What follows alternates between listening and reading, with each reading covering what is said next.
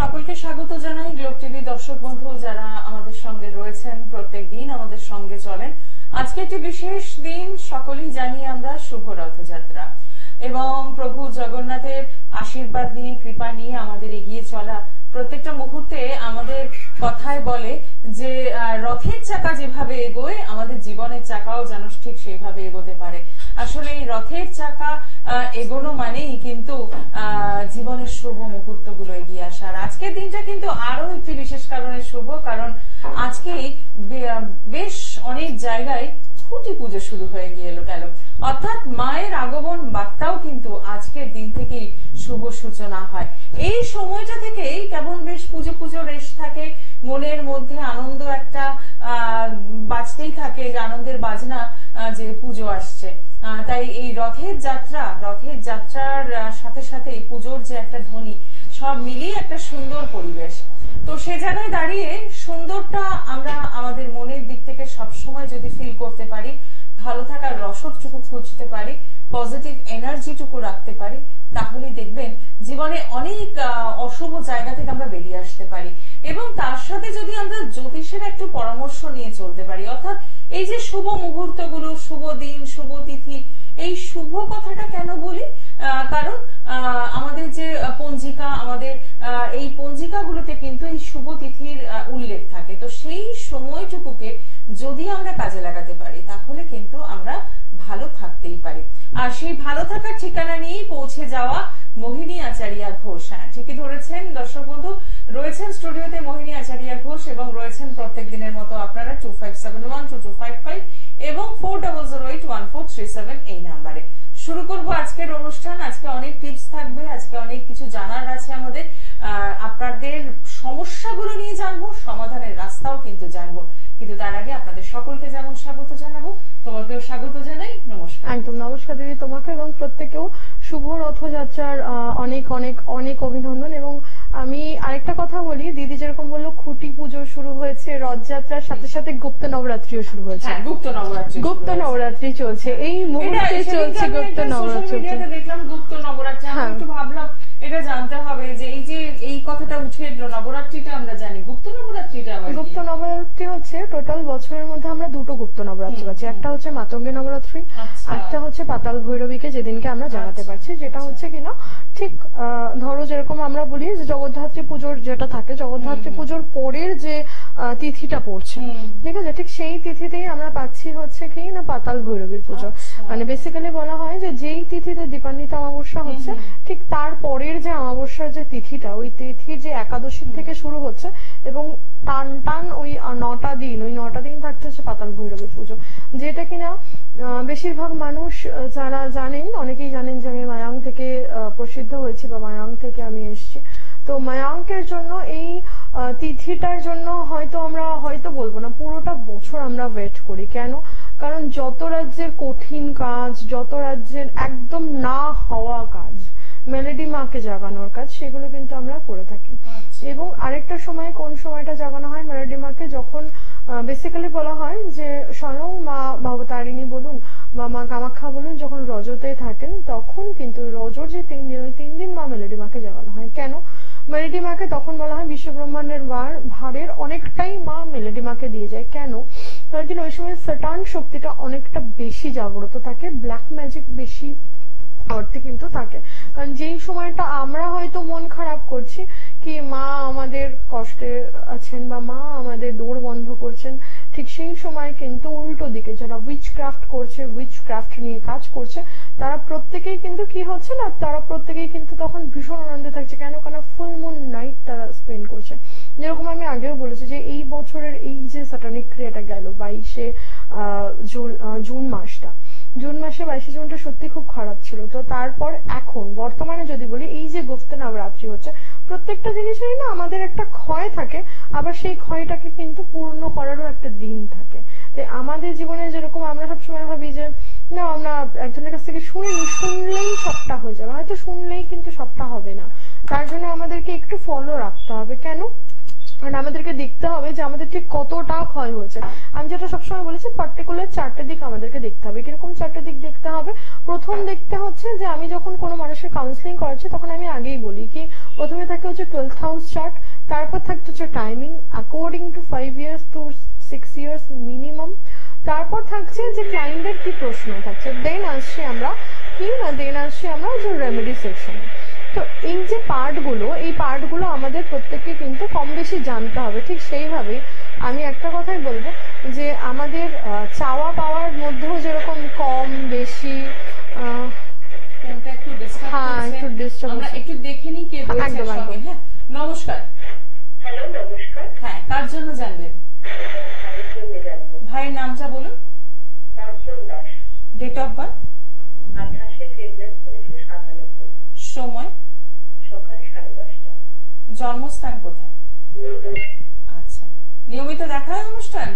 মাঝে মাঝে সময় পেলেই দেখি না অনুষ্ঠান। আর সোশ্যাল মিডিয়ায় ফলো করা হয়? না, সবসময় ফলো করা হয় না। আচ্ছা, সোশ্যাল মিডিয়া কি হয়? হ্যাঁ একদমই, সোশ্যাল মিডিয়ায় রীতিমতো একটা পেজ রয়েছে, মোহিনী আচারিয়া ঘোষ বলে সার্চ করলেই তো পাওয়া যাবে। প্রতিদিন রাত্রিবেলা লাইভ রয়েছে এবং অজস্র টোটকা থাকে বিভিন্ন বিষয়ের উপর। ফলো করবেন, দেখবেন ভালো লাগবে। ঠিক আছে। আচ্ছা, ভাইয়ের জন্য জানবেন। আপনার ভাইয়ের হচ্ছে বৃষ লগ্ন আর তুলা রাশি, তাই তো? হ্যালো, হ্যাঁ বলুন, আপনি কি জানতে চাইছেন? একটু ক্যারিয়ারটা নিয়ে জানতে চাইছি। পঞ্চমে মঙ্গল রাহু রয়েছে, হায়ার স্টাডিজে বাধা পেয়েছে আপনার ভাই? হায়ার স্টাডিজ করতে গিয়ে কোন রকমে কমপ্লিট করতে পারেনি, বা যে স্ট্রিম নিয়ে ভেবেছিল সেটা নিয়ে কমপ্লিট করতে পারেনি, হায়ার স্টাডিজে বাধা হয়েছে। আচ্ছা, এবার পার্টিকুলার আপনার প্রশ্ন হচ্ছে ক্যারিয়ার নিয়ে, তাই তো? অর্থাৎ সপ্তমপতি যে, সে হচ্ছে দ্বাদশপতি অলসো কোথায় বসে রয়েছে না, বসে রয়েছে হচ্ছে পার্টিকুলারলি ওর লগ্ন সাপেক্ষে চতুর্থে। ফলে যেটা হচ্ছে সেটা হচ্ছে ও করতে যাচ্ছে, এবং যেহেতু মঙ্গল রাহু একসঙ্গে রয়েছে, বর্তমান টাইমও চলছে শনি রবি, চেষ্টা করছে কিন্তু সেইভাবে কিন্তু ফলটা পেয়ে উঠছে না। ঠিক বলছি? হ্যালো, আপনি টেলিভিশনের সাউন্ডটা, সংযোগ বিচ্ছিন্ন হয়ে গেল। যারা ফোন করছেন একদম টিভির সাউন্ড বন্ধ করে দেবেন, ফোনে কথা শুনবেন এবং একটু চেষ্টা করবেন টিভি থেকে দূরে থাকার, কারণ বুঝতে পারছি না একটু সমস্যা হচ্ছে এখানে ফোনে। তো আমরা যে বিষয়টা নিয়েছিলাম যে গুপ্ত নবরাত্রি, কি কি করণীয় রয়েছে বা সাধারণ মানুষের কি কিছু করণীয় রয়েছে এখানে? হ্যাঁ একদমই করতে পারি। কিরকম করতে পারি? দেখো, এই গুপ্ত নবরাত্রির মধ্যে আমরা বিপত্তারিণী পুজো পাচ্ছি, এবং এই বিপত্তারিণী পুজোটা অন্তত আমি বলবো আমার জীবনে কিন্তু আমাকে আমি তৈরি করেছি। কারণ জীবনে এরকম হয়েছে, আমি প্রত্যেকেই সাজেস্ট করবো যদি পারেন অ্যাটলিস্ট বিপত্তারিণী পুজোটা করুন। যদি না পারেন তাহলে যে করছে বা কোনো মন্দিরে গিয়ে যথাসামান্য মাকে 13 রকম ফলই দিতে হবে তার কোনো মানে নেই। অ্যাটলিস্ট যদি আমরা মাকে একটু ফুল দিয়ে আপনার সাধ্য মতো আপনি দিন, দিয়ে আপনি মন্দির থেকে, অনেক মন্দিরে পাওয়া যায় 11 টাকা বা 21 টাকা নেয়, সেই ক্ষেত্রে আপনি আপনার ফ্যামিলির প্রত্যেকের নাম করে অ্যাটলিস্ট একটা করে যে ডোলটা বলে, ডোলটা অবশ্যই নিন। কেন নিন এই কথাটা বলবো, কারণ এই বিপত্তারিণী পুজোর ক্ষেত্রে আমি একটা কথা বলি, আমার খুব বড় একটা ট্রেন অ্যাক্সিডেন্ট হয়েছিল, এবং সেটা হচ্ছে আমার মাধ্যমিক দেওয়ার পরপরে। কি অদ্ভুত ভাবে যেদিনকে আমার ট্রেন অ্যাক্সিডেন্ট হয়েছে তার পরের দিনকে আমার ছোট দাদুর বিয়ে ছিল। ঠিক আছে, তো যা হয় মজা করে সবাই মিলে যাব, আনন্দ করব। এখন এরকম একটা মুভমেন্টে দেখা গেল হঠাৎ করেই আমার বেরোতে গিয়ে হাতের ডোলটা খুলে গেল। মানে আমি এখনো অনলাইভ দেখাতে পারি, আমার কাছে এখনো অব্দি বিদ্যমান রয়েছে মায়ের ডোল। প্রত্যেক বছর আমি করবই, মানে যা কিছু হয়ে যাক আমি করবো। 1 বছর স্টে করতে হয়। 1 বছর এই যেটা, এটাকে বলা হয় বেসিক্যালি, দেখবে আমরা অনেকে বলি আনলাকি 13, বাট এই আনলাকি 13টাকে কি হয় যে এই বিপত্তারিণী পুজোর দিনকে মাকে সম্পূর্ণটা দিয়ে দেওয়া হচ্ছে, যে মা একটা বছরের জন্য এই 13টা নাও, 13টা পান, 13টা সুপুরি, 13টা ফল এবং 13টা ডোল দিয়ে করা হয় মায়ের পুজো আরাধনা। তাছাড়া বেশিও করা যাবে, কিন্তু মিনিমাম 13টা তোমার লাগবে। তো এই ক্ষেত্রে কি হচ্ছে, যখন সেই মুহূর্তে যখন দেওয়া হচ্ছে মাকে, তো যেটা বলছিলাম অদ্ভুত ভাবে আমার হাতের ডোলটি খুলে গেল। ভাবলাম ঠিক আছে, খুলে গেছে, কখনো খোলে না, তো ওটাকে নিয়ে আমি ব্যাগের মধ্যে রাখলাম। যাওয়ার সময় ঠিক দুবার বাধা পড়লো, কিন্তু ওই যা হয় শুনিনি বুঝিনি। গেলাম, গিয়ে দেখলাম ট্রেনে যেতে গিয়ে ট্রেন থেকে পুরো লিটারালি আমাকে ফেলে দেওয়া হলো ধাক্কা মেরে। এবং খুব অবাক লাগবে শুনে, যেরকম ভাবে পড়ে গেলে মানুষের মৃত্যু হতে পারতো বা কিছু, আমার কিন্তু সেটা হয়নি। হ্যাঁ, অল্পের উপর থেকে অবশ্যই গেছে, লাইট, হ্যাঁ অনেক বেশি, মানে ট্রেন চলছে তার মধ্যে কি হয়েছে এরকম ধাক্কা। এবার যেটা হয় বেসিক্যালি, যেটা মানুষজন বলে যে সুসাইড করতে গেছে বা এটা এটা, তো মা ছিল, মা লিটারালি মানে হয় না, মা উঠতে পারেনি ট্রেনে, আর আদার্স যে ছিলেন মানে একটা দেখবে একটা গ্যাং থাকে, উঠতে গিয়ে অন্য বাকিদেরকে ছেড়ে দেয়। তো অ্যাজ ইট ইজ সেমটাই হয়েছিল আমার সাথে। এবং সবকিছুর পরেও কিন্তু মানে আমার এখনো মনে আছে, আমার বাড়ির পাশে ডিস্ট্রিক্ট হসপিটাল, তো ডিস্ট্রিক্ট হসপিটালে গিয়ে সবই চেনাশোনা, কাকা পিসি এরকমই বলে থাকে, গিয়ে পিসিকে বলছে পিসি আমি উপরে গিয়ে একটা রাউন্ড মেরে আসবো, দরকার আছে কিছু? পিসি বলছে হ্যাঁ তুমি এখন রাউন্ড মারতে যাও, এখন মাথায় লেগেছে বা কি লেগেছে বুঝতে পারছি না। তো মানে এইটুকুনি মনে আছে, আমাকে একদিনের জন্য রাখা হলো জাস্ট ফর অবজারভেশন, দেন কিন্তু আমাকে ছেড়ে দেওয়া হয়েছিল। তো এই জন্য বলছি যে এই বিপত্তারিণী পুজোর মায়ের এই দোলটা বোধহয় বরাবরই আমি মনে করি অন্তত আমার জীবনে খুব কাজে দিয়েছে। এবং আমার মেয়ে যখন হলো, আমার মেয়ে ঠিক রথের কিছুদিন আগে হলো, খুব মন খারাপ ছিল যে আমি করতে পারবো না মায়ের বিপত্তারিণী মায়ের পুজোটা। তো সেই ক্ষেত্রে যেটা হলো, তারপর গিয়ে দেখা গেল যে মা করেছিল, মা করে আমাদের জন্য ডোলটা রেখেছিল, কিন্তু ওই সময়টাও প্রায় মরো অবস্থার থেকে গেছিলাম। এবং সামহাও কোথাও গিয়ে বোধহয় আমার বিশ্বাস যে এটা ছিল বলে হয়তো আমি ওখান থেকে ফিরে আসতে পেরেছি। তো এই জন্য বলবো যে বিপত্তারিণী পুজোটা করা যেতে পারে। এবং ধরো যাদের প্রচন্ড রকম মনে হচ্ছে যে আমি আর কিছু জীবনে পাচ্ছি না, চারিদিক থেকে ভীষণ পরিমাণে গ্রস্ত, কারণ বেশিরভাগ মানুষই যেরকম অ্যাস্ট্রোলজারের কাছে আসবে, দিদি রাহুটা ঠিক আছে তো, না দিদি কেতুটা ঠিক আছে তো, দিদি শনিটা কি আমার খুব ডিস্টার্ব করছে। তো এই রাহু কেতু ঝামেলাটার জন্য আমি বলবো অবশ্যই মা বিপত্তারিণী চন্ডিকা অন্তত কিছু করুন না করুন, একটু সর্ষের তেল, 13টা পান, 13টা মিষ্টি পাতা পান, অবশ্যই এটা একটু মাকে দিয়ে আসুন। আপনার যে কোনো প্রবলেম দিয়ে আসুন। যদি মনে হয় যে না মা এবছর আমি তোমার ব্রত করব না, মাকে বলে এসে দেখুন না, একটা চ্যালেঞ্জ মার দিকে ছুড়ে দিয়ে দেখুন না যে আমি তোমাকে এটা দিয়ে গেলাম, এটার বিনিময়ে তুমি আমার কাজটা সলভ আউট করো। হ্যাঁ, সৎ কর্ম হতে হবে, তবেই কিন্তু মা সাড়া দেবে। তো এবং সেটার জন্য কিন্তু এমন না যে, আমি আবারও বলছি, ট্রেন্ডের হাওয়ায় গা ভাসানোর কোনো প্রয়োজন নেই। আপনার বাড়ির পাশের মন্দিরটা যদি মায়ের পুজো হয়, ওখানেই মাকে দিয়ে আসুন, দেখবেন ম্যাজিকের মতো কাজ করে, জাস্ট ম্যাজিকের মতো কাজ করে। আসবো বিস্তারিত আলোচনায়, কিন্তু মাঝে একজন বন্ধু রয়েছেন। নমস্কার, কে রয়েছেন সঙ্গে? নমস্কার। হ্যাঁ, তার জন্য জানবেন? নিজের সম্পর্কে জানতে চাই। নামটা বলুন। নাম হচ্ছে দীনেশ মাইতি।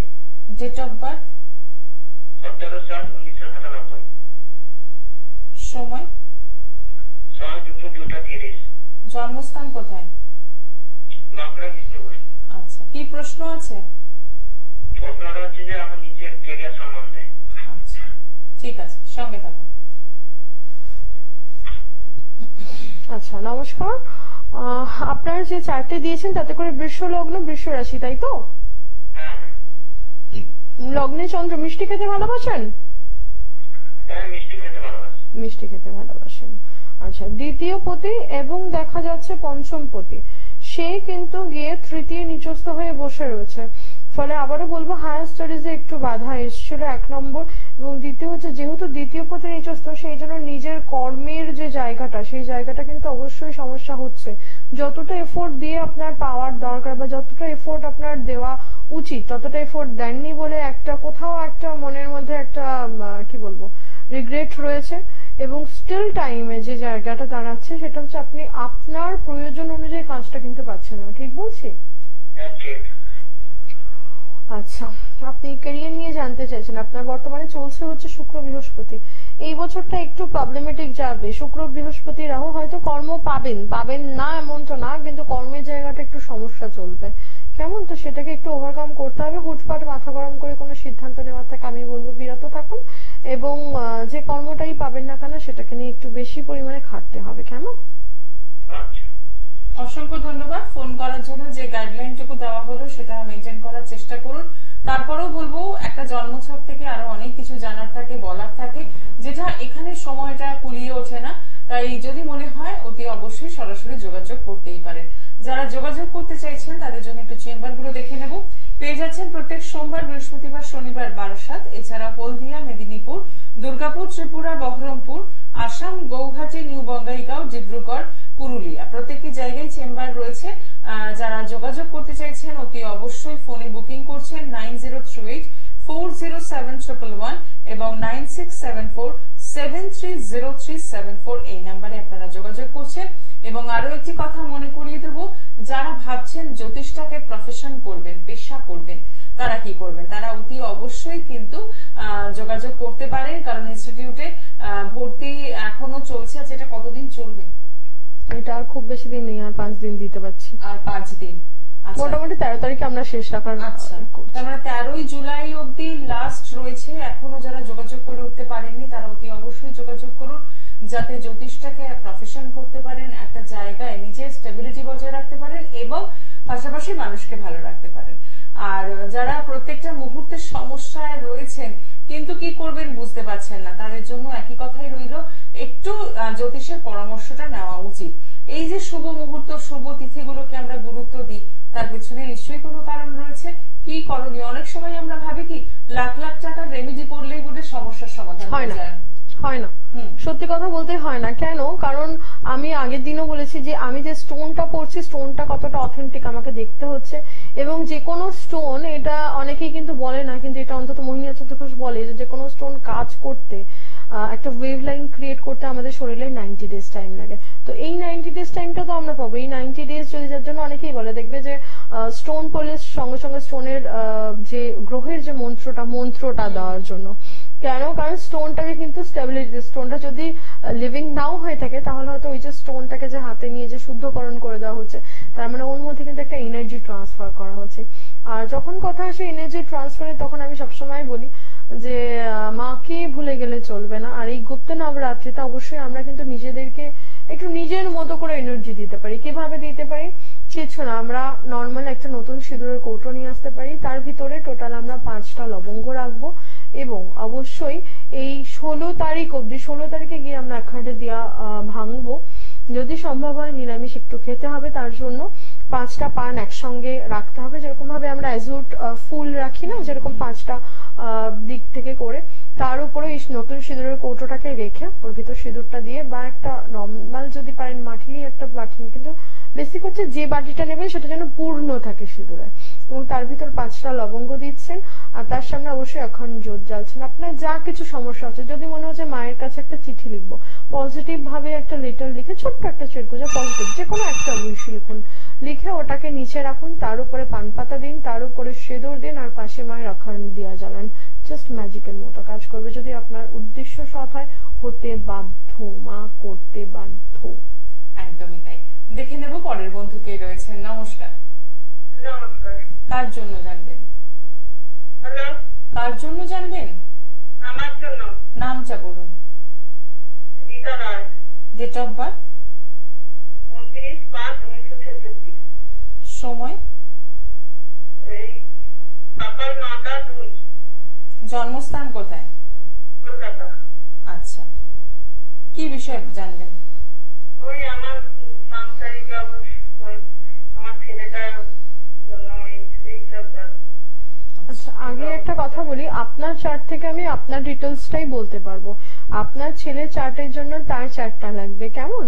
তো অ্যাজ পার হ্যাঁ, অবশ্যই অবশ্যই অবশ্যই আমি বলে দিচ্ছি। প্রথমত হচ্ছে আপনার কর্কট লগ্ন আর কন্যা রাশি, ঠিক আছে? কর্কট লগ্ন, কন্যা রাশি, এবং দেখা যাচ্ছে আপনার পঞ্চমে কেতু বসে রয়েছে। সেন্ট্রাল নার্ভ সিস্টেম জড়িত কোন রকম পেইন কিন্তু বর্তমানে আপনাকে একটু একটু করে প্রচন্ড উত্তপ্ত করছে বলবো, বা প্রচন্ড প্রবলেম করছে, তাই কি? নার্ভের প্রবলেম আসছে কি? আচ্ছা, সবার ফার্স্টে বলবো এই নার্ভের প্রবলেমের জন্য, এবং বর্তমানে চলছেও শনি কেতুর দশা, ঠিক আছে? আপনি একটা কাজ করবেন, এই মুহূর্তে অলরেডি গুপ্ত নবরাত্রি চলছে, সামনের মঙ্গলবার দিন অর্থাৎ কালকে বাদে পরশু দিনকে আপনি মোটামুটি যেহেতু কেতুর সংখ্যা 7, তাই জন্য আমি বলবো 16টা এলাচ কিনুন, নতুন 16টা এলাচ কিনুন, কিনে যে কোনো মায়ের মন্দিরে গিয়ে একটা বড় পাত্র নিন, প্রদীপ, তার ভিতরে 16টা এলাচ দিন, তার উপরে তিলের তেল দিন, দিয়ে নর্মাল লাল সুতো দিয়ে পোলতে চালিয়ে মার কাছে আপনার শারীরিক সমস্যার জন্য বলে পোলতেটাকে ছেড়ে দিয়ে, মানে বেসিক্যালি প্রদীপটাকে ছেড়ে দিয়ে আপনার যা উইশ আছে দিয়ে বলে চলে আসুন। আর যখন আসবে তখন চেষ্টা করবে যেন একবারে বাড়িতেই যাবেন, অন্য কোথাও নয়, কারণ আপনি মায়ের কাছে নিজের সর্বস্ব খারাপ এবং সর্বস্ব শারীরিক যা প্রবলেম আছে সবটা দিয়ে ডাইরেক্ট আপনি আপনার ঘরে ঢুকছেন।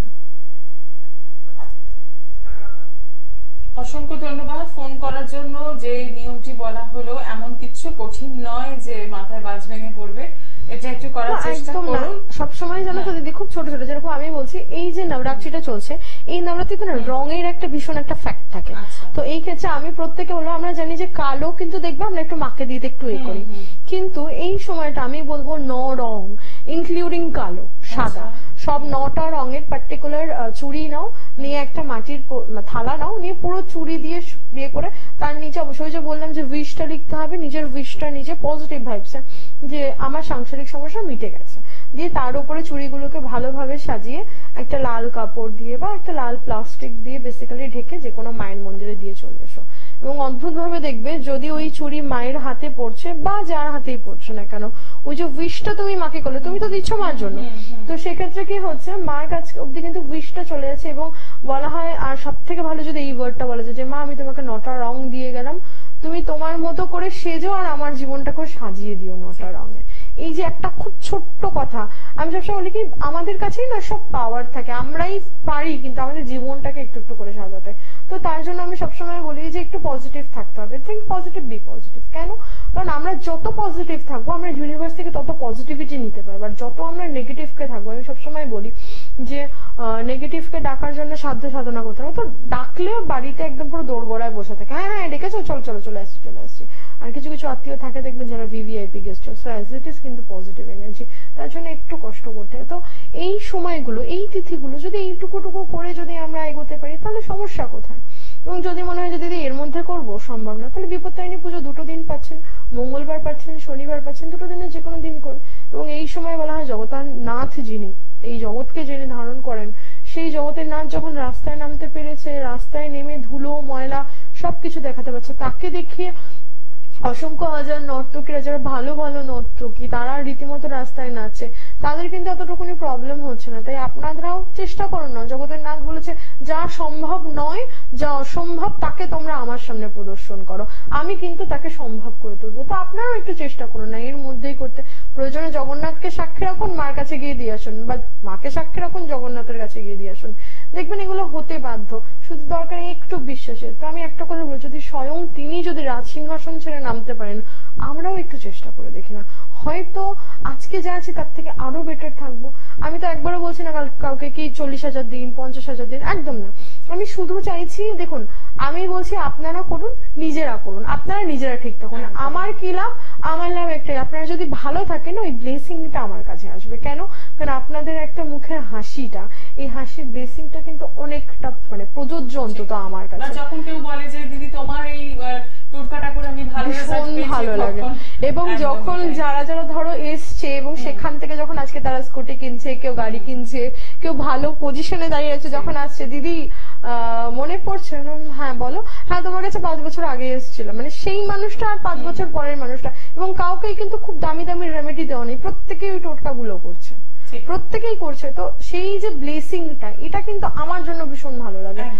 আর এবং আমরা ওই যে কথাটা বললাম, সবসময় ভাবি যে রেমেডি মানে লাখো লাখো টাকার একটা ব্যাপার, এরকম কিন্তু একদম ব্যাপার নেই।